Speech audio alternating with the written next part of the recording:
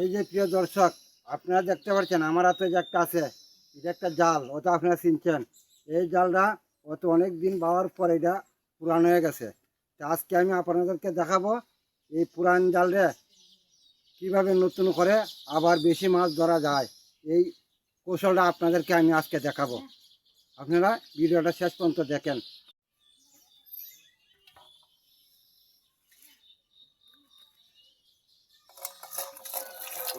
এই যে প্রথমে এইভাবে পানি দিয়েছে, কিছু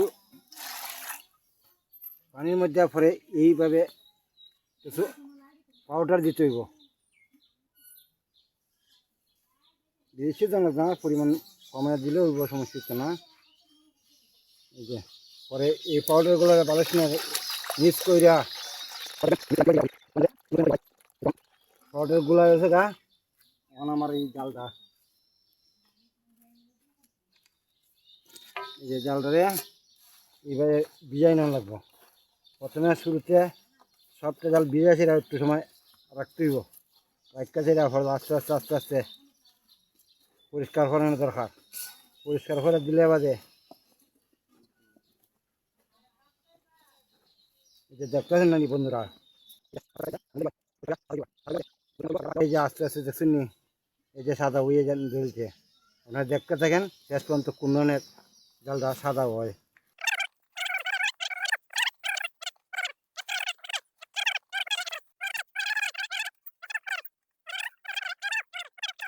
এই যে আমি আদা আপনারা দেখাইতেছি, মনে লাগে আছে গা, বেশি সময় যখন লাগে না। তাই এখন আমি কাঙল নিয়ে আইগা ভালো ধুয়ে গেলাম গা। এখানে তো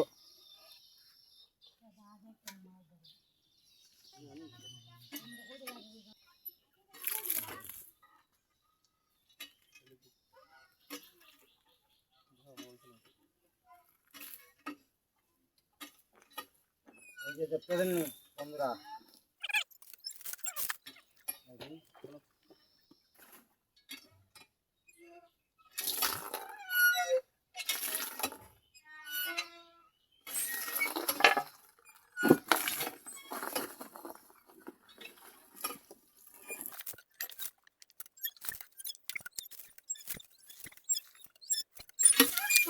এই যে দেখছেন নি, এই যে অন্যতুনের মতো সেটা একটু আর উন্নত নাই।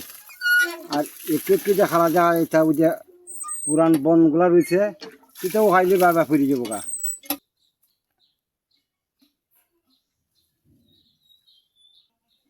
বনের জ্বর লাগিয়ে রয়েছে, পুরান বনের এটা ও খাইলে বা যদি যারা দিল সব ফিরে যাবো গা। ঠিক আগে নয়ের মতো দেখা যাব।